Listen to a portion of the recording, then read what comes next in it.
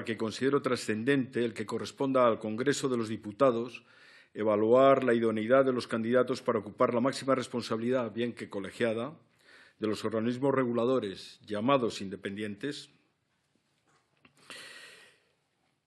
con el objeto de aprobar o rechazar las propuestas que les formule el Gobierno. Solo por este camino los organismos reguladores pueden afirmar su independencia del Gobierno. De otra manera, sobrarían si no fueran independientes del Gobierno, y afirmar su dependencia del Congreso. Pero por encima de cualquier otra consideración, pueden afirmar y afianzar así su independencia de los intereses de las empresas reguladas, que realmente es lo relevante en la independencia de los órganos reguladores. Esta es la responsabilidad que en este acto asumiré si mi candidatura es aceptada.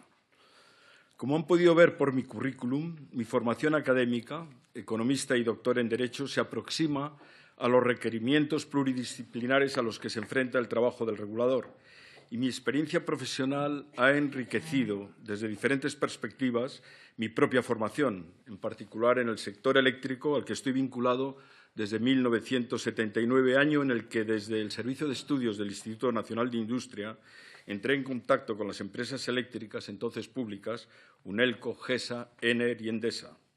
Seguramente fue este primer contacto el que me llevó unos años después a la delegación del Gobierno en la explotación unificada del sector eléctrico.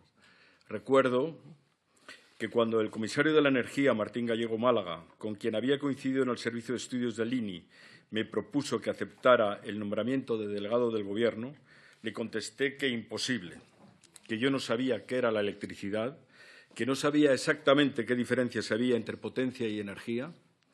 Y recuerdo también su respuesta: pues ya sabes más que cualquier otro candidato que se me pueda ocurrir.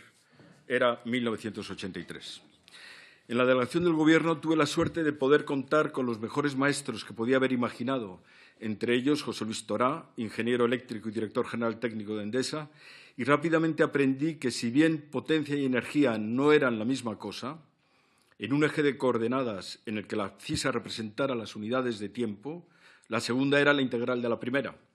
Les aseguro que esto los economistas lo podíamos entender fácilmente, y no es cuestión baladí. La electricidad es cosa muy rara. El tiempo está en su formulación física, y el tiempo es una dimensión que fluye, que no se puede ni parar, ni acelerar, ni retrasar. La electricidad que se produce hoy no se puede producir mañana, y la que se produce o se consume en el mismo instante o no se puede producir. Producción y consumo son una misma cosa. Les aseguro que no hay nada que sea igual ni parecido a la electricidad, y menos para la economía y para el derecho. Y tuve también otro maestro, en este caso en el campo del derecho, Pedro Meroño, abogado del Estado y director de la asesoría jurídica de Endesa, que me mostró los recovecos de las normas que enmarcaban las actividades de las empresas eléctricas y las dificultades jurídicas a las que en aquellos años nos íbamos a enfrentar: la nacionalización de la red de alta tensión, que sería negociada con las empresas eléctricas propietarias, entonces eran 14. Como delegado del Gobierno, participé en la comisión que, en nombre de la Administración del Estado, negoció la llamada nacionalización con una comisión simétrica de las empresas eléctricas privadas encabezadas por el presidente de UNESA. Fueron 2 años de negociación en los que conté con un equipo irrepetible: los economistas Juan Ignacio Bartolomé y Gerardo Novales, también ingeniero, y el ingeniero José María Paz, la asistencia técnica inicial del ingeniero Fabio Sarmiento y el asesoramiento de quienes considero mis primeros maestros en estos asuntos de la electricidad, el ingeniero Torá y el jurista Meroño, a quienes ya he mencionado. En 1985 las negociaciones culminaron con la creación de Red Eléctrica de España, como operadora del sistema y del mercado de la electricidad, propietaria de las principales instalaciones de la red de muy alta tensión. Su primera presidenta, la economista y catedrática Paulina Beato, encabezó un equipo que acertó en los primeros pasos que dio la empresa en ese territorio eléctrico tan hostil a cuerpos extraños, y supo definir conceptos y marcar y delimitar el ámbito de responsabilidad de Red Eléctrica en el sistema eléctrico español. España había logrado ser pionera en el mundo de una iniciativa que sería precedente de muchas otras, ejemplo de todas las reformas de la regulación del sector eléctrico iniciadas en los años 90 y posteriores, hasta convertirse en la guía europea de cómo deberían ser operados los sistemas eléctricos de los Estados miembros de la Unión. Inglaterra hizo creer que fue ella la pionera, pero no, fue España. España fue la pionera de las reformas eléctricas en el mundo. El proyecto de creación de la National Grid Company así lo reconocía. El precedente era Red Eléctrica de España. Ni los españoles lo sabían. No sabemos ni siquiera contarnos las cosas a nosotros mismos. En 1988 fui nombrado presidente de Red Eléctrica. Si a mi predecesora le correspondió dar los primeros pasos de la empresa en sus primeros años, a mí me correspondió dar los siguientes pasos durante los 10 años siguientes.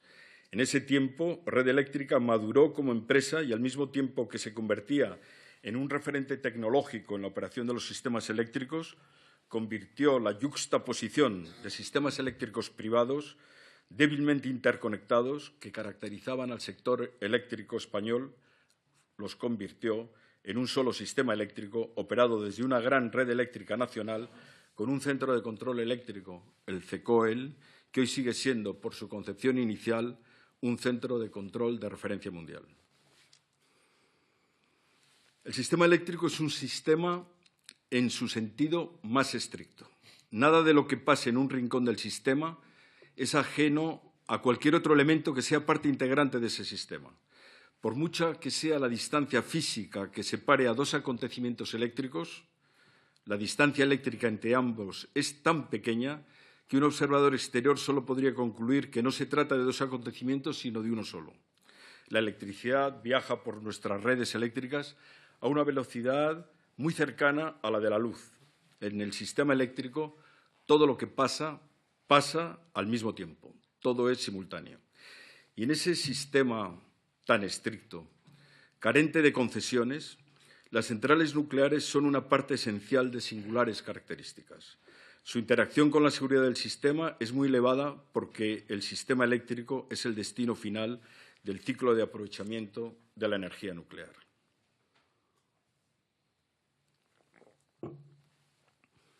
Las centrales nucleares constituyen los puntos de la red que concentran el más alto potencial que solo puede ser evacuado hacia los puntos de menor potencial a través de las redes de muy alto voltaje. Esta concentración plantea retos operativos al sistema eléctrico que funciona como una gran máquina interconectada. Los servicios auxiliares son alimentados desde la red eléctrica que en cualquier perturbación lleva a las centrales nucleares a aislarse sobre sus sistemas auxiliares de emergencia para poder garantizar parada segura. Segura porque, más allá de las averías mecánicas que pudiera producirse como consecuencia de una parada imprevista e intempestiva, de lo que se trata es de la seguridad nuclear. Así, la alimentación eléctrica y la evacuación de la energía electronuclear deben estar garantizadas con redundancias en el diseño de las redes. Las subestaciones de evacuación que conectan las centrales nucleares a la red de transporte se diseñan con topologías especiales con seguridad intrínseca a fallos eléctricos, a la vez que las líneas de evacuación se extienden sobre circuitos con diferentes puntos de destino para diversificar riesgos de caída total o parcial del sistema eléctrico. En fin, la interacción de las centrales nucleares con los equilibrios del sistema es una de las mayores restricciones por razones de seguridad para la operación del sistema eléctrico y, a su vez, la seguridad de las centrales no es ajena a la fiabilidad del propio sistema. La coordinación entre los despachos del Consejo de Seguridad Nuclear y el Centro de Control Eléctrico de Red Eléctrica de España, substanciada en el periodo en el que estuve al frente de Red Eléctrica, es esencial desde la doble perspectiva de la seguridad del sistema eléctrico y de la seguridad de las centrales nucleares. Soy perfectamente consciente de que las responsabilidades regulatorias del Consejo de Seguridad Nuclear no alcanzan a la regulación del equipamiento y de la topología de la red eléctrica en los sectores a través de los que son alimentados sus servicios auxiliares y su energía es evacuada. Pero no estoy seguro de que esto deba seguir siendo así. Una reflexión sobre esta cuestión en el Pleno del Consejo tal vez fuera conveniente. Minorar las circunstancias que pudieran traer causa de situaciones de emergencia pudiera ser igualmente importante para los objetivos del Consejo de Seguridad Nuclear que los análisis del comportamiento de las instalaciones nucleares en diferentes escenarios de emergencia. Todo esto lo traigo a colación para subrayar que a mi formación académica como economista pude añadir una experiencia técnica que considero apropiada para un regulador. Toda mi vida profesional ha transcurrido entre juristas e ingenieros. Cuando asumí la presidencia ejecutiva de Red Eléctrica, la empresa contaba con 250 trabajadores. Cuando la dejé, 10 años más tarde, tenía más de 1.200, entre ellos 700 ingenieros. Así es que mi formación como economista y a mis limitados conocimientos jurídicos incorporé mi experiencia profesional en un sector en el que la técnica es cuestión sustantiva. Era 1998. Antes, en 1996, el nuevo Gobierno había iniciado una profunda reforma que enmarcaba las actividades de los agentes del sector eléctrico y del suministro de electricidad, y una vez más trabajé, porque me fue pedido, en el diseño de esa reforma, del mismo modo que ya lo había hecho desde la delegación del Gobierno y desde Red Eléctrica, en el diseño de la regulación que iba a ser derogada en 1996, nacida con la Ley de la Explotación Unificada del Sector Eléctrico en 1985 y su heredera, la Ley de Ordenación del Sistema Eléctrico Nacional de 1995. Ya podrán suponer, y si no lo suponen, pues se lo digo, que las propuestas que transmití al secretario de Estado de la Energía quedaron guardadas en un cajón y poco influyeron. Así lo creo yo. Y el nuevo diseño regulatorio del sector eléctrico que inauguró la Ley 5497, cuya filosofía, después de 1000 enmiendas de diferente rango de legal, todavía pervive con consecuencias, en mi opinión, negativas para la economía, para los consumidores, para la seguridad jurídica de este país y para el medio ambiente. Los esfuerzos que mi equipo y yo hicimos para que las cosas no fueran por donde finalmente fueron, quise dejarlos escritos para que no se perdieran. Así, simultaneando una cierta dedicación académica a través del Instituto Pascual Madot de Urbanismo y Medio Ambiente de la Universidad Carlos III de Madrid, perteneciente al área de Derecho Público del Estado, completé mi formación académica obteniendo el diploma de Estudios Avanzados en Derecho y defendí mi tesis doctoral que versó sobre los aspectos de la electricidad relevantes para el derecho y la economía. Este fue el título de la investigación que me convirtió en doctor en Derecho por la Universidad Carlos III de Madrid.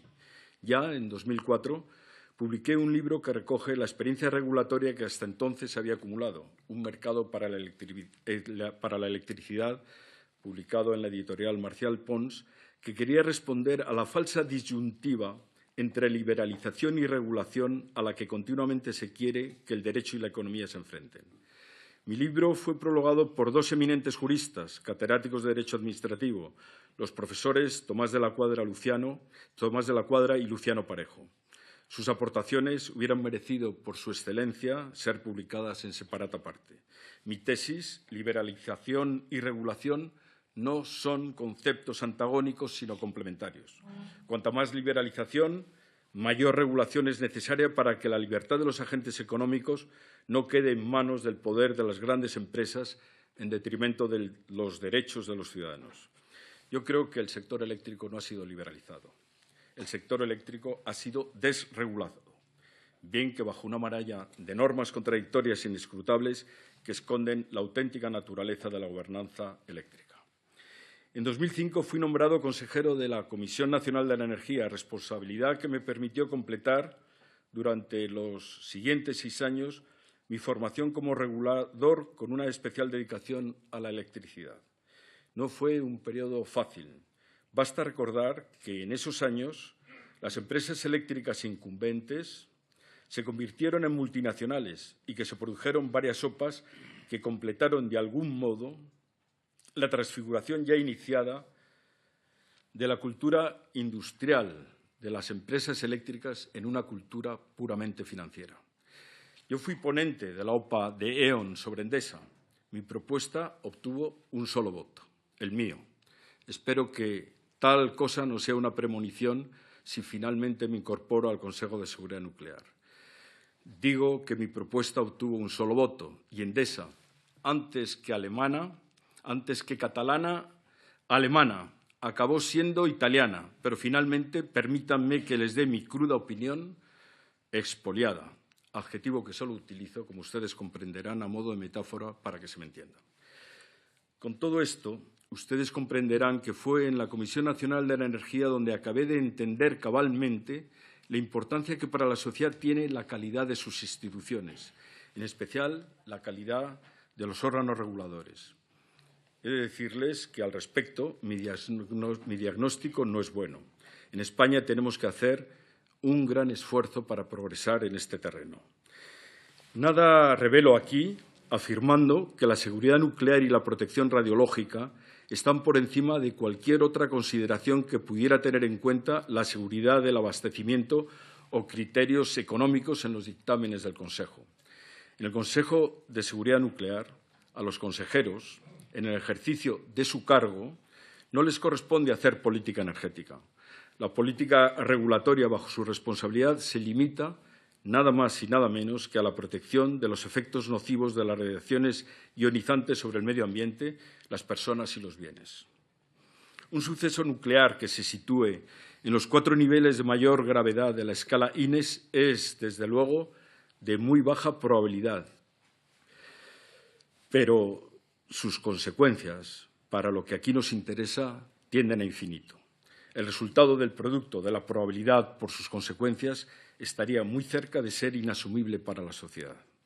Chernobyl y Fukushima alcanzaron el nivel de gravedad 7 en la escala INES, pero otros sucesos, en número no menor a 6 o 7 en diversas partes del mundo, se acumularon en los niveles 4 y 5 y 6 de la escala INES.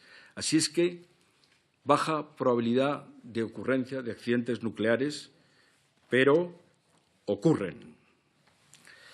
Bajo esta constatación, los esfuerzos en materia de seguridad nuclear y protección radiológica, teniendo en consideración, además, la extensión de la medicina nuclear en decenas de centros hospitalarios y la acumulación creciente de residuos radiactivos, deben encontrar su correlato en una regulación estricta que no debiera ceder a tentación alguna de relajamiento.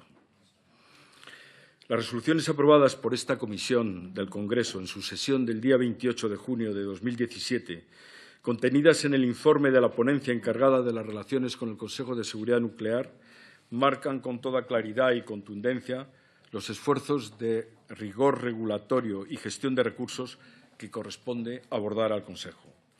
Y les aseguro que yo no cederé en ese esfuerzo si ustedes consideran que soy apto para ocupar el puesto de consejero en el Consejo de Seguridad Nuclear para el que he sido propuesto. Y si ese fuera el caso, les confieso y les adelanto que enfrentaría mis tareas con un objetivo que difícilmente podría alcanzar en el tiempo durante el cual podría ser consejero: estar a la altura de mi predecesora, Cristina Narbona, que ejerció con conocimiento, eficacia y responsabilidad, altura que sentó ejemplo con el sentido de la estética y la ética que demostró hasta su voluntaria y no obligada dimisión. Quedo a su disposición para responder a las preguntas que ustedes, señores diputados y diputadas, me quieran formular. Muchas gracias. Muchas gracias, señor Fabra-Utray. Pasamos a la intervención de los grupos parlamentarios. Por el Grupo Parlamentario Socialista tiene la palabra la señora Lucio Carrasco. Gracias, presidente.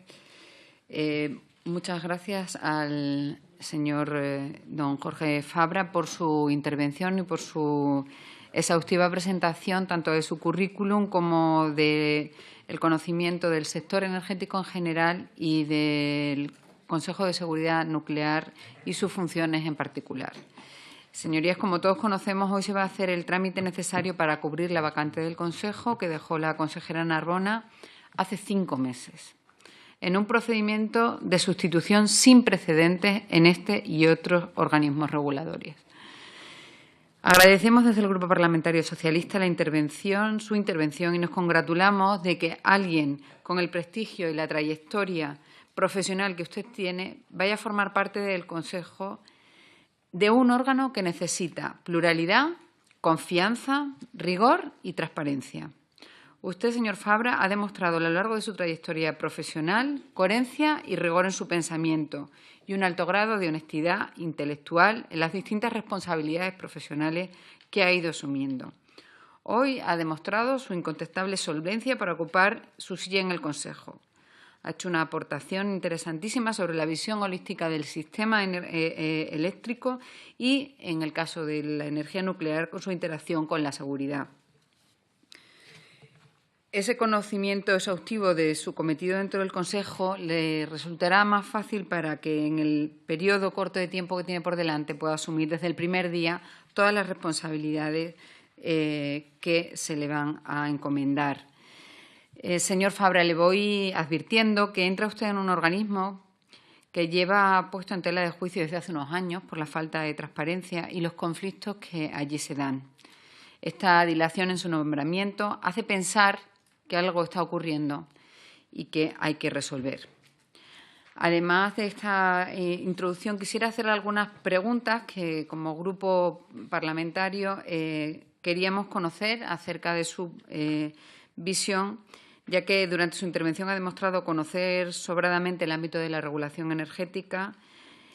Quería saber con más precisión en qué aspectos reguladores pondría usted especial énfasis cuando sea miembro del Pleno del Consejo de Seguridad Nuclear, si es que esta Cámara así lo decide. También quería preguntarle por el parque nuclear español. Sabe usted que envejece y que nuestras 7 centrales nucleares en operación ya superan ampliamente los 30 años de vida útil, además de las instalaciones médicas, las radiodiagnósticas, las instalaciones de investigación, las instalaciones comerciales y las instalaciones del ciclo de combustible son muy numerosas en España, todas ellas operando con radiaciones ionizantes. ¿Qué papel cree usted que debe jugar la seguridad nuclear y radiológica?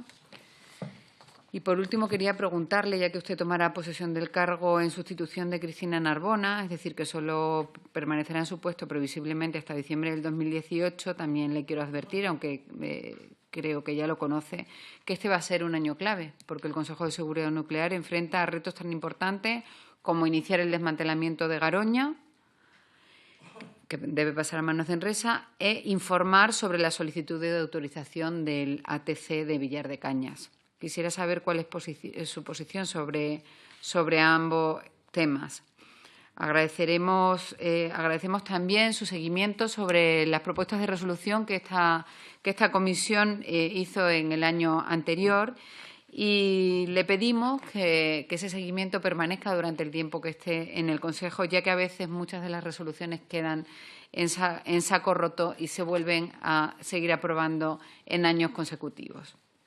Por último, simplemente decirle, señor Fabra, que desde luego nuestro voto será favorable a su candidatura, esperando que de nuevo exista la pluralidad en el Consejo, la pluralidad adecuada y que hace 5 meses desapareció. Gracias.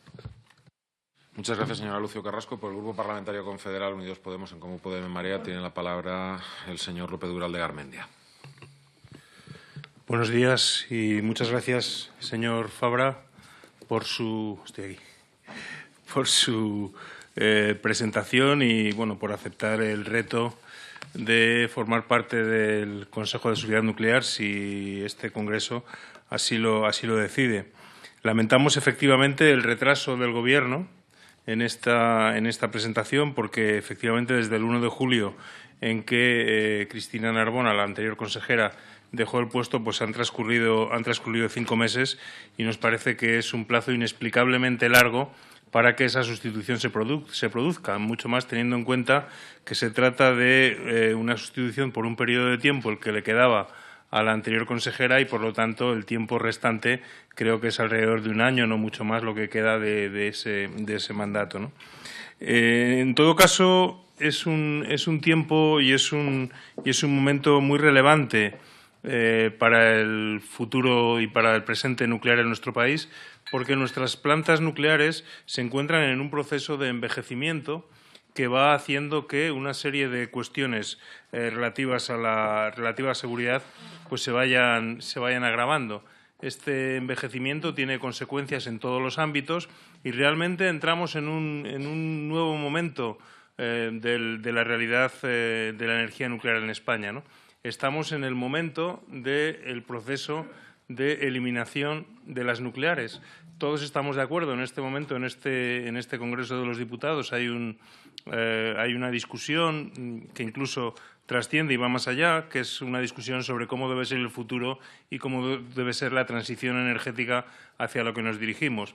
Y si bien hay muchas discrepancias, también hay algunos acuerdos. Y uno de ellos es que parece evidente que no se van a construir nuevas plantas nucleares, nuevas centrales nucleares en España. Y, por lo tanto, lo que nos quedan son esas 7 centrales nucleares en proceso de envejecimiento que van cumpliendo la vida para la que fueron diseñadas y, por lo tanto, que van generando progresivamente pues, problemas asociados a ese envejecimiento, ¿no? Esto trae, además de la delicada situación a la que van llegando esas plantas, trae asociado otra cuestión, que es el tema de los sucesivos procesos de cierre de estas centrales nucleares que se van a ir produciendo, sin lugar a dudas, en los próximos años en la medida en que vayan cumpliendo su vida útil, ¿no?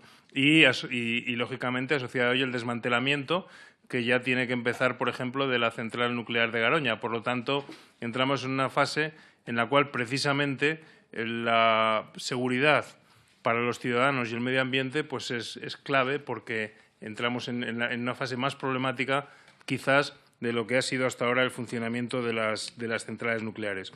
Otro asunto que queda sin resolver y que también, desde nuestro punto de vista, es crítico, es el tema de los residuos radiactivos. Es decir, tenemos una situación en la cual, por un lado, en las propias centrales nucleares se están construyendo almacenes para los residuos, puesto que no hay espacio donde ubicarlos, y, por otro lado, el proyecto de construcción de un cementerio nuclear para residuos de alta actividad en Villar de Cañas pues parece que no es un proyecto adecuado debido a los problemas que el suelo, fundamentalmente, plantea para el almacenamiento de residuos en esa ubicación, ¿no? Y esto genera un problema adicional, que lo ha mencionado mi compañera del Partido Socialista, en el sentido de que habrá que tomar una decisión sobre qué hacer con el proyecto de ATC de Villar de Cañas y, en caso de que ese proyecto no vaya para adelante, pues hacia dónde tiene que ir la cuestión, ¿no? El caso es que, insisto, estamos en el comienzo, o deberíamos estar en el comienzo, de un proceso de transición energética, un proceso de transición que va asociado al cierre progresivo y urgente de las centrales nucleares, desde nuestro punto de vista. Así lo hemos venido manifestando, ¿no? Desconozco, la verdad, cuál será su capacidad de actuación en este Consejo de Seguridad Nuclear, que ha sido un consejo que nosotros hemos denunciado de que ha estado demasiado, condicionado por los intereses de las empresas operadoras de las centrales nucleares, ¿no? En ese sentido, recordar unas palabras que dijo en la ponencia nuclear una técnico del Consejo de Seguridad Nuclear. Dijo concretamente: es importante tener un pleno que busque la excelencia y actúe con visión crítica, porque eso influye en la seguridad nuclear. Bueno, nosotros eso es lo que esperamos de usted, que actúe con visión crítica, es decir, que no se deje llevar por la marea dominante en el pleno del Consejo de Seguridad Nuclear, sino que tenga su propio criterio, su propia opinión sobre las cuestiones a las que nos hemos referido, y que no tenga ningún problema en manifestarlo abiertamente, como en ocasiones hizo su predecesora a través de votos particulares, si se da la circunstancia de que discrepa usted de lo que la mayoría del Pleno. En esa hipótesis, pues si se diera esa circunstancia, que no tenga ningún problema en manifestarlo de forma pública y abierta, porque precisamente esos votos particulares de la consejera Narbona pues han sido muy ilustrativos sobre situaciones que hemos ido viviendo a lo largo de estos años y que bueno, pues nos ha permitido conocer más en detalle pues qué es lo que ha venido ocurriendo, ¿no? Yo quería también plantearle algunas cuestiones concretas, y con esto ya termino. La primera es relativa al cambio que se produjo en la escala INES. No sé si usted tiene conocimiento. Si no lo tiene, pues simplemente me gustaría saber su opinión y si considera que este cambio es reversible, ¿no? ¿Cómo valora o cómo considera usted que debe ser la relación con los operadores de las centrales nucleares desde el Consejo de Seguridad Nuclear? También me gustaría si nos pudiera usted hacer una valoración de lo que ha sido la gestión del proceso de cierre de la central nuclear de Garoña, el trabajo que ha hecho el Consejo de Seguridad Nuclear a lo largo de este proceso, cuál es su valoración. Y, por último, y con esto termino, pues reiterar el pedirle que en su función pues que garantice el cumplimiento de las resoluciones que este Congreso de los Diputados adoptó después de la última ponencia nuclear y que nos consta que algunas pues no están siendo adecuadamente cumplidas. Muchas gracias. Gracias, señor López Dural de Garmendia. Por el Grupo Parlamentario Ciudadanos tiene la palabra el señor Teno Oliver. Gracias, presidente. Bienvenido, señor Fabra. Bueno, yo discrepo un poco de esa actitud crítica que se le espera a usted, señor Fabra, dentro del Pleno del Consejo de Seguridad Nuclear, pero, sin embargo, usted lo ha dicho y nosotros coincidimos, nuestro Grupo Parlamentario Ciudadanos, desde luego lo fundamental es proteger a los trabajadores, a la población y el medio ambiente de los efectos nocivos de esas radiaciones ionizantes. No estamos aquí para hablar de política energética, también lo ha comentado usted. Es un auténtico experto en política energética, es un experto en muchísimos aspectos económicos, jurista y, desde luego, bienvenido a esta comisión y bienvenido esta propuesta. No vamos a cuestionar ni mucho menos su idoneidad, todo lo contrario. Bien, en todo caso, el CSN, el Consejo de Seguridad Nuclear, tiene el papel de regulador nuclear es esencial para dotar de seguridad y credibilidad y confianza al proceso que se decida desde las instancias políticas. Yo creo que en ese aspecto tiene que ser creíble, tiene que ser transparente y contribuir a desterrar esos temores que emanan en la sociedad, en la población en relación a este sector. Sin embargo, a pesar de la expresión de independencia que se le concede tanto en su ley de creación como en el estatuto que lo regula, los mecanismos de transparencia del organismo pues, han quedado un poco obsoletos con el devenir de los años. Hay cosas como no contempla la publicación de diarios de sesiones ni la retransmisión a través de su propia página web en las reuniones del Pleno del Consejo que lo dirige, como sí sucede además en otros organismos, por ejemplo, en la NRC estadounidense, no se lo conoce. Asimismo, tampoco se recogen mecanismos de autoevaluación, como la existencia de buzones, por ejemplo, de quejas o sugerencias, o incluso la obligatoriedad de publicar un informe de actividad al término del mandato de la presidencia. Y a mí me gustaría, señor Fabra, que nos comentara, si es posible, qué opina sobre estas carencias del CSN. Bien, estas son cuestiones que desde nuestro Grupo Parlamentario de Ciudadanos hemos planteado en numerosas ocasiones y, además, vamos a intentar reformar, desde luego, en esta Comisión de Energía. Bien, en relación a lo que hoy nos atañe, desde luego, es la elección de los miembros del Pleno del Consejo y, insisto, debe garantizar esa calidad e independencia de los candidatos. La candidatura de usted, señor Fabra, cuenta con un aval indudable, como he comentado al principio de mi intervención. Es una personalidad reconocida en este campo, tanto en su experiencia académica como sobre todo profesional. Son sobradamente conocidas sus reflexiones sobre reproducción del mercado eléctrico y funcionamiento del sistema marginalista. Bien, sin embargo, estos activos no pueden ser considerados a la hora de evaluar su candidatura a un organismo regulador de la seguridad nacional, la seguridad nuclear y protección radiológica en instalaciones nucleares, como es el Consejo de Seguridad Nuclear. Y si de algo ha adolecido este Consejo en los últimos años es de una falta de cualificación de algunos de sus miembros en el Pleno, que lo ha convertido más en un refugio de lealtades políticas y confrontaciones partidistas. Bien, la candidatura del señor Fabra, de usted, llega tarde, ya lo ha comentado algún portavoz, en sustitución de la señora Narbona, pero insistimos en que esto no se trata de una comisión de expertos para la transición energética, sino es un organismo que se encarga realmente de la seguridad. Desde Ciudadanos, desde luego, continuaremos trabajando porque este Consejo esté despolitizado, que responda realmente a criterios técnicos y se abstenga de debate sobre planificación energética para centrarse en transparencia y credibilidad. Yo, para terminar, hay algunas preguntas que algunos portavoces ya le han hecho. Estaban hablando de ATC, de prolongación de la vida útil. No voy a insistir en el tema de la política energética.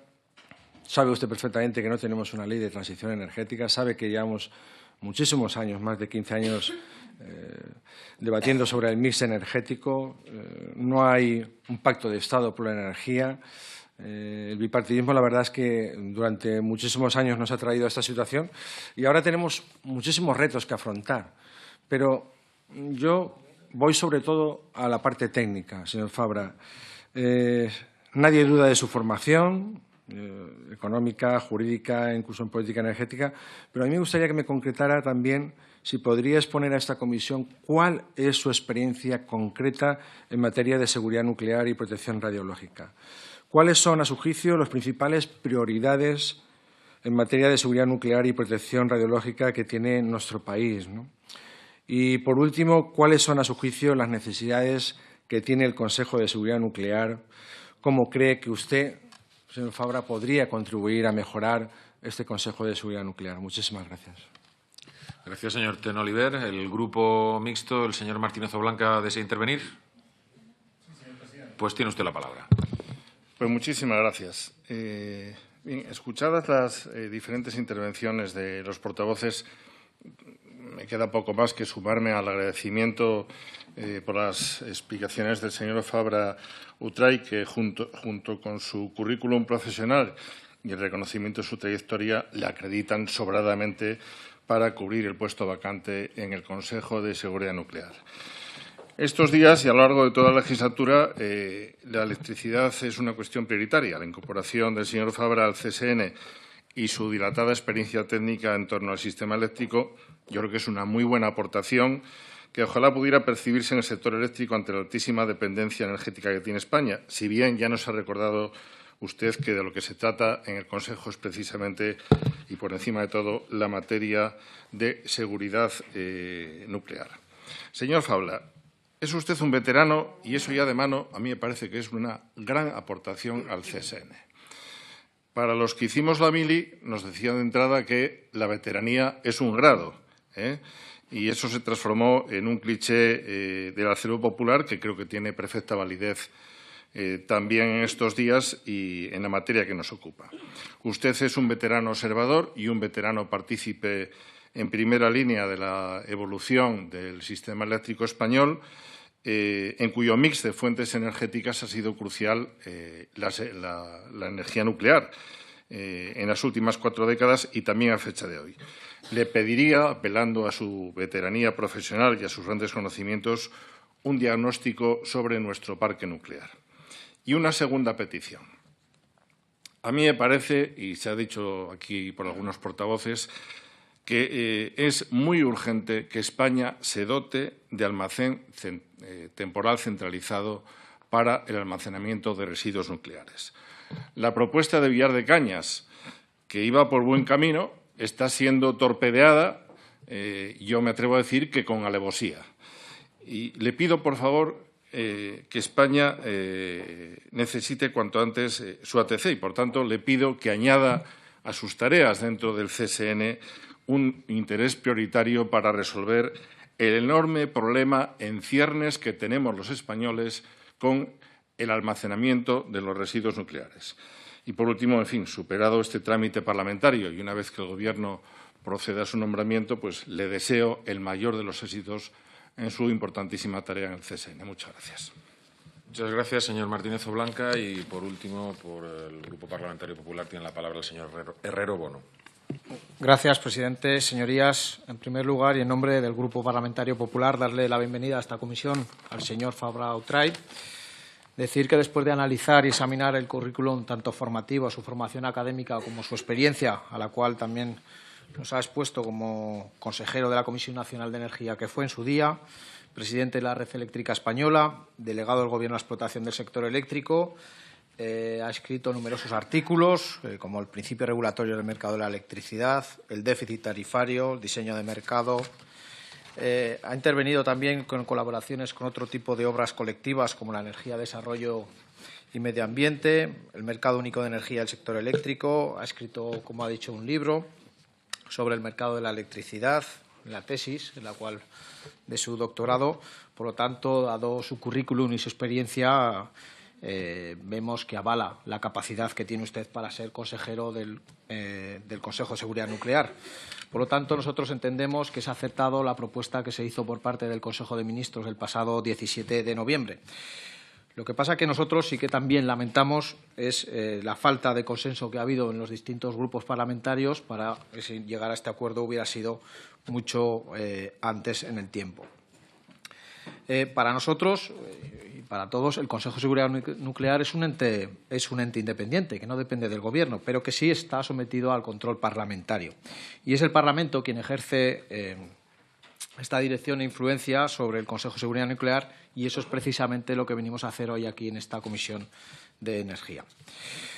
No vamos a valorar la definición política del aspirante, porque desde mi grupo actuamos desde la responsabilidad para definir la capacidad del aspirante y no otros. Para nosotros, para el Grupo Parlamentario Popular, lo que nos ocupa, nos preocupa y nos importa son tres cosas. Son la seguridad en las instalaciones nucleares, la protección radiológica de las personas y la protección del medio ambiente. Yo sí que quería hacerle, igual que lo han hecho mis compañeros, dos preguntas para que me diera su opinión. La primera, y ya la ha dicho el señor Martínez Oblanca, es, dada la enorme saturación de que existe el combustible gastado en los almacenes de temporal individualizados, me gustaría que nos dijera qué opinión le merece la construcción del almacén temporal centralizado de Villar de Cañas, y también me gustaría saber la opinión o las recomendaciones que le haría usted en caso de que, si así se decidiera, las recomendaciones que haría usted al Consejo de Seguridad Nuclear de cara al futuro, teniendo en cuenta la necesidad de la energía nuclear dentro del mix energético español. Y ya por acabar, estamos convencidos que, a diferencia de los otros grupos, que si ya de por sí el Consejo de Seguridad Nuclear es un ente serio, firme y solvente, y no solo de reconocido prestigio nacional, sino también a nivel internacional, estamos convencidos que sus aportaciones y sus decisiones reforzarán todavía más, si cabe, esa solvencia y garantía de seguridad sobre todos los españoles. Sin nada más, en nombre de mi grupo, darle la enhorabuena y las felicitaciones por la labor que, si tienen a bien los demás grupos políticos en esta comisión, usted va a pasar a desempeñar, porque del buen hacer de sus hechos no solo depende del éxito del Consejo de Seguridad Nuclear, sino que depende del éxito de todos nosotros. Así que nada más y muchas gracias. Muchas gracias, señor Herrero Bono. Y para responder a las cuestiones planteadas por sus señorías, tiene la palabra el señor Fabra Utray.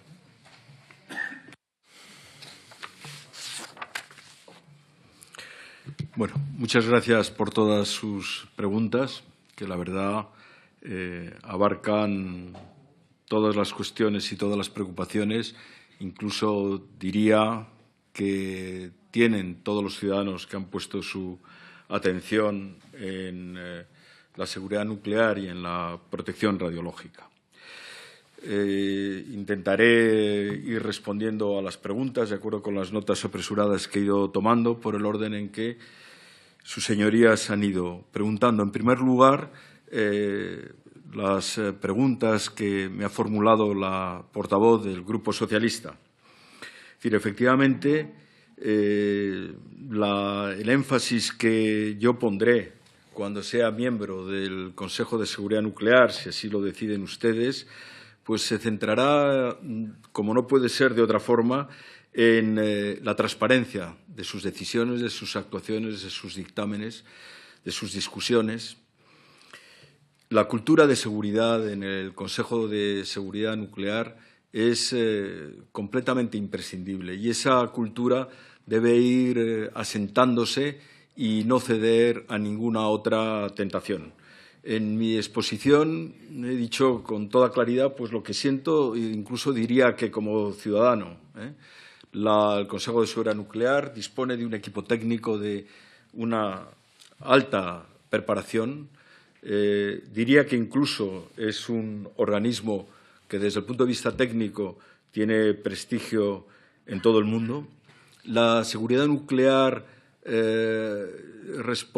necesita una enorme especialización en sus técnicos, de la misma manera que el Consejo de Seguridad Nuclear necesita que el Pleno del Consejo, los consejeros, quienes tienen la máxima responsabilidad en la dirección del Consejo, tengan capacidad para enmarcar en sus responsabilidades regulatorias y en sus propuestas regulatorias las propuestas de los técnicos.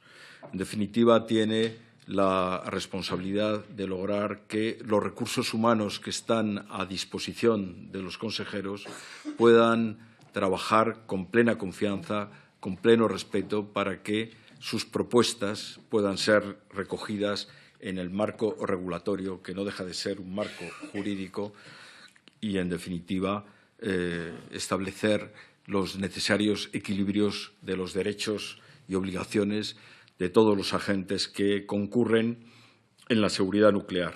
En primer lugar, por supuesto, la ciudadanía, el medio ambiente y los bienes. Por tanto, transparencia, cultura de seguridad, neutralidad e independencia en las tomas de decisiones del organismo regulador. Esto es completamente fundamental. El parque nuclear español, efectivamente, es un parque envejecido. Es un parque que está alcanzando durante la década de los años 20, entre 2020 y 2030, todas las centrales nucleares en operación actualmente irán cumpliendo los 40 años de su licencia de diseño. ¿Cuál es mi posición respecto a propuestas que pudieran ser adoptadas por las autoridades que son competentes para desarrollar la política energética, que son el Parlamento y el Gobierno? Pues, naturalmente, como miembro del Consejo de Seguridad Nuclear, si soy nombrado por esta comisión o aceptado por esta comisión, considerado por esta comisión, va a ser muy claro al respecto. No puede haber ninguna consideración ni económica, ni política, ni de ninguna otra índole que pueda estar por encima de la seguridad nuclear. Tanto en el ámbito industrial como en el ámbito médico y comercial, la seguridad no puede tomar en consideración ningún otro criterio que la propia seguridad. Criterios económicos, criterios de abastecimiento energético, de seguridad en el abastecimiento energético, corresponden ser valorados a quienes tengan competencias en política energética, y el Consejo de Seguridad Nuclear no tiene competencias en política energética. Si las tuviera, estaría desvirtuando su función, que no es otra que proteger a la sociedad, a todos los componentes de la sociedad, a todos los elementos que componen la sociedad, consumidores, medio ambiente, trabajadores, bienes, proteger su seguridad ante los riesgos nucleares y ante las radiaciones radioactivas. Efectivamente, señora portavoz del Grupo Socialista, estamos enfrentados en este país, el Consejo de Seguridad Nuclear en particular, a un año enormemente intenso, donde tenemos por delante pues las cosas que sus señorías han mencionado en todas sus intervenciones. Tenemos ya el desmantelamiento de la central nuclear de Garoña, que tiene que pasar bajo la responsabilidad de Enresa. Tenemos que informar sobre la solicitud de autorización de la construcción del almacén temporal centralizado de Villarrecañas. El año es muy intenso. ¿Cuál va a ser mi posición respecto a todas estas cuestiones? Pues mi posición respecto a todas estas cuestiones he querido dejarlas claras en mi intervención. Yo no tengo ninguna posición previa, no tendré ninguna posición previa como miembro del Consejo de Seguridad Nuclear, en el caso de que ustedes acepten mi nombramiento, sobre ninguno de los expedientes que pudieran llegar al Consejo después de ser nombrado. Todos los expedientes los estudiaré detenidamente, a su debido tiempo, contando siempre con la imprescindible ayuda y asesoramiento del cuerpo técnico del Consejo de Seguridad Nuclear, cuya excelencia me constan sobradamente. Mi preocupación será justamente lograr que esa excelencia que reside en los recursos humanos del Consejo de Seguridad Nuclear pueda desplegarse sin interferencias ni internas ni externas. Y esto es lo que puedo decirle, señora portavoz del Grupo Socialista. El portavoz del Grupo Parlamentario de Unidos Podemos pues, ha insistido de alguna forma en los mismos temas, envejecimiento de las centrales nucleares, desmantelamiento. Soy plenamente consciente de que me tengo que incorporar con gran rapidez al Consejo de Seguridad Nuclear. Yo he de decirles que cuando me incorporé en el año 2005 a la Comisión Nacional de la Energía, tardé pues casi 6 meses en coger una velocidad de crucero y empezar a comprender todos los recovecos y los entresijos que nos correspondía afrontar a los reguladores. Y eso que mi experiencia en el sector eléctrico era larga, ¿no? Y efectivamente esta es una de mis preocupaciones. Mi preocupación es el esfuerzo que tendré que hacer para incorporarme de manera acelerada y poder ser útil en el poco tiempo que tengo por delante, pues 12, 13, 14 meses, ¿no? Espero poderlo hacer con la ayuda y el concurso de los técnicos del Consejo de Seguridad Nuclear, en los que me voy a apoyar de manera muy especial e intentar recuperar los recursos, los asesores con los que contó durante su mandato mi predecesora, Cristina Narbona.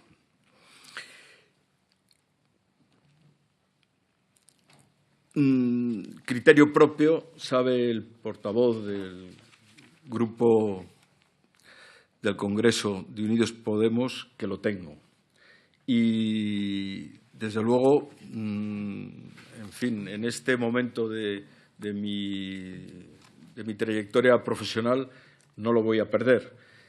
Y, en fin, con una cierta ironía, mencionaba que cuando fui ponente de la OPA de E.ON sobre Endesa, mi propuesta al Pleno del Consejo de la Comisión Nacional de la Energía contó con un solo voto.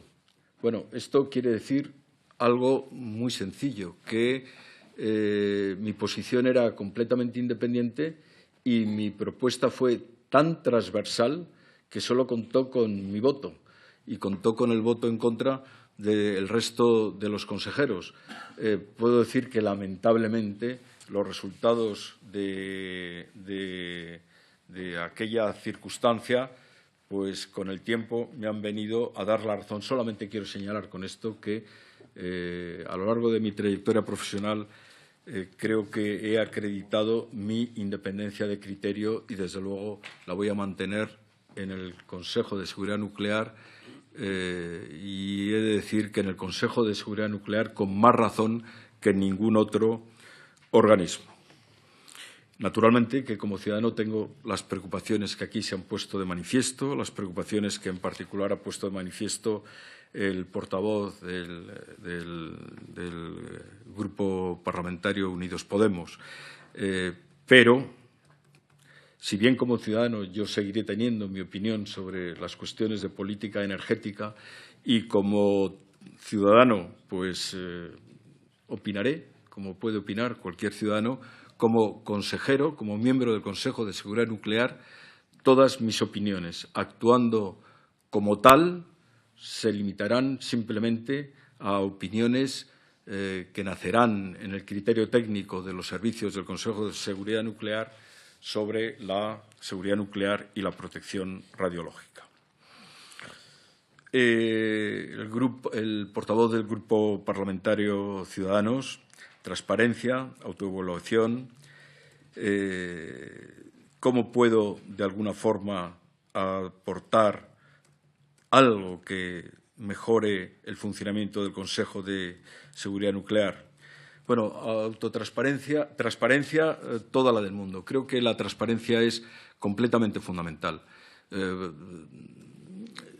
Con la opacidad se produce un cierto sentimiento de impunidad y la impunidad es la peor de las situaciones para cualquiera que desarrolle responsabilidades públicas. Por tanto, completamente de acuerdo en que la transparencia es uno de los elementos fundamentales para un organismo, un órgano regulador e independiente como es el Consejo de Seguridad Nuclear. ¿Qué podría yo aportar al Consejo de Seguridad Nuclear. En mi intervención algo he dicho sobre mi experiencia muy relacionada con la seguridad nuclear, siendo presidente de Red Eléctrica. La interacción entre la red eléctrica y las centrales nucleares es enorme, ¿no? El ciclo nuclear tiene sentido, se acaba, vuelca sobre las centrales nucleares, y la interacción entre la seguridad nuclear y la fiabilidad de la red es muy importante. Incluso en mi propio libro tengo anotado a pie de página, en fin, algunos eventos donde el Consejo de Seguridad Nuclear no funcionó, en mi opinión, ni tampoco Red Eléctrica, con el adecuado rigor ante un problema de situación de emergencia en la central nuclear de Almaraz. Pero, en fin, no se trata ahora de traer ese tema a esta discusión, sino simplemente decir que alguna idea tengo en el terreno puramente técnico. En el terreno puramente técnico, la idea de que tal vez el Consejo de Seguridad Nuclear, lo he dicho en mi intervención, debiera, naturalmente, las decisiones serán técnicas y serán políticas, hablando en términos de política regulatoria, del Pleno del Consejo, debería preocuparse por la topología y el equipamiento de los sectores de la red a través de los cuales se alimentan los servicios auxiliares de las centrales nucleares y a través de la cual la energía electronuclear es evacuada, porque ahí existe una interrelación enormemente potente que seguramente el Consejo de Seguridad Nuclear no puede dejar al margen de sus competencias. Ahora no están. Esa reflexión supongo que deberá hacerla y yo seguramente, pues si lo considero apropiado y oportuno, pues tal vez plantee esa reflexión dentro del Consejo. Pero mi aportación fundamental no puede ser técnica, como es obvio, porque, no sé, 200 físicos nucleares tiene ya el Consejo y, por tanto, una capacidad técnica extraordinaria. Mi aportación puede ser una aportación que proviene de mi experiencia regulatoria. Antes he dicho que en la Comisión Nacional de la Energía es donde he comprendido de manera cabal y creciente la importancia de la calidad de las instituciones. Y los órganos reguladores, y sobre esa calidad, este país todavía tiene que hacer esfuerzos. Y los esfuerzos consisten en lograr que, efectivamente, los órganos reguladores sean verdaderamente independientes, que los órganos reguladores estén suficientemente blindados frente a las presiones exteriores, que son muchas.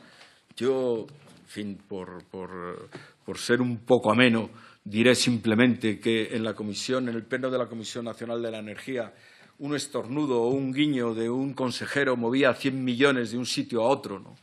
Los intereses económicos que nos estamos jugando son enormes. De esto tiene que prescindir las decisiones y los dictámenes del Consejo de Seguridad Nuclear. Mi experiencia regulatoria es la que yo puedo aportar al funcionamiento del Consejo de Seguridad Nuclear. ¿Y en qué elemento concreto? Porque sé que decir que aportar mi experiencia regulatoria no significa nada. Pues voy a concretar. Es decir, me voy a centrar en que la regulación de la seguridad nuclear y de la protección radiológica no se relaje.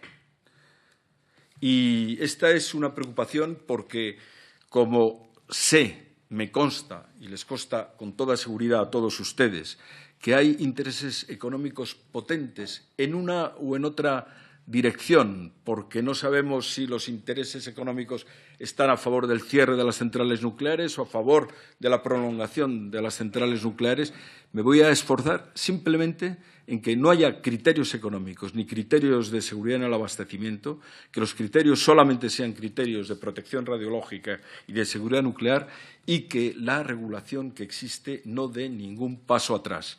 Y alguien me preguntaba, ahora no sé si fue el portavoz de Unidos Podemos, efectivamente, hay un cambio de clasificación de algún suceso o de algunos eventos nucleares en la escala INES, ¿no? Bueno, pues ese, en mi opinión, sería un ejemplo de relajamiento en la regulación, en las normas de seguridad nuclear.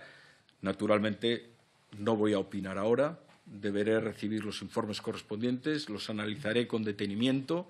No puedo tener ninguna posición previa, si ese relajamiento es auténticamente un relajamiento o es simplemente una adaptación completamente justificada desde el punto de vista técnico, pero en el caso de que percibiera que ahí existe una política de relajación regulatoria, mi posición será obviamente contraria.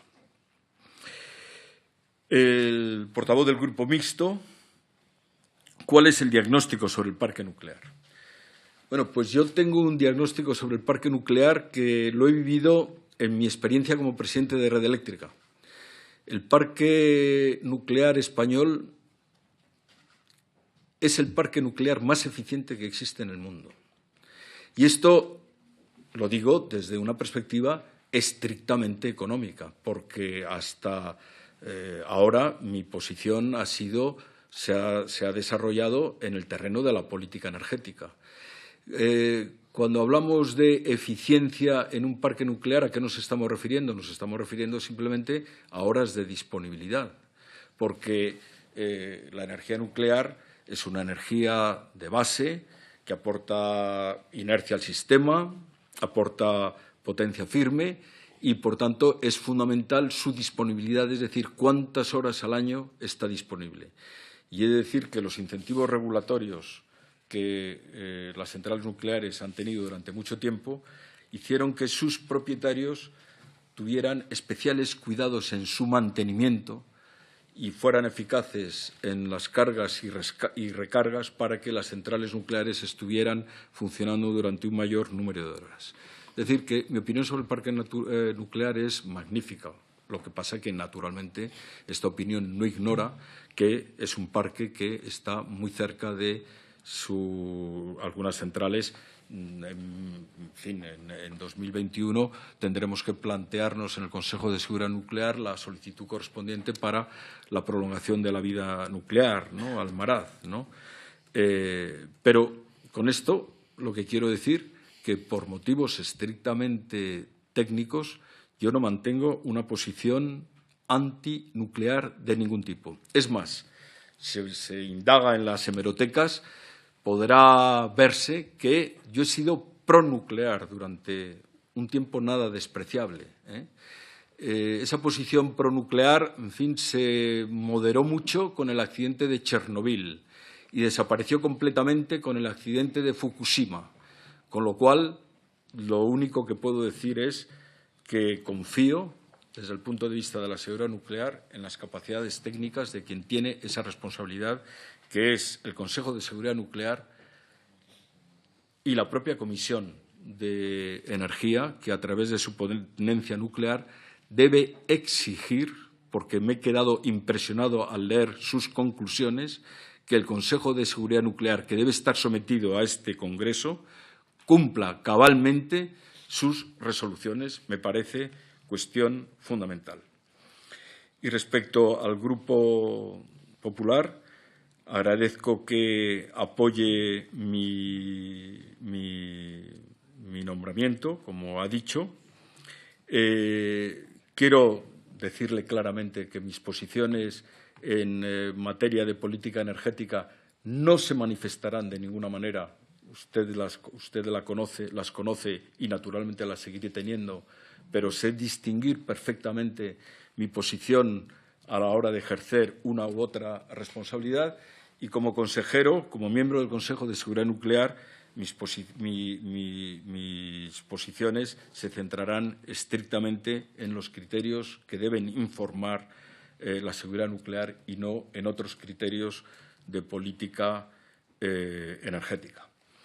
Mi opinión sobre el almacén temporal centralizado de Villar de Cañas, pues realmente lo único que le puedo decir es que este país necesita un almacén temporal centralizado, pero sobre las condiciones en que ese almacén, de acuerdo con el avance del proyecto y con los informes que puedan hacer los técnicos del Consejo de Seguridad Nuclear, pues naturalmente no existe.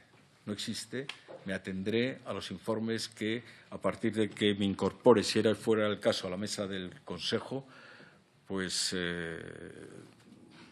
ahí es donde formaré mi propia opinión. Obviamente, un almacén temporal centralizado es necesario porque la situación de los almacenes temporales individualizados de las centrales nucleares pues están ya rebosando, y esa es una situación que este país tiene que resolver. Muchas gracias. Muchas gracias, señor Fabra Outray, a quien agradecemos su comparecencia hoy aquí, y ahora procedemos a despedirlo. Suspendemos unos instantes la comisión y la reanudaremos inmediatamente para proceder a las votaciones.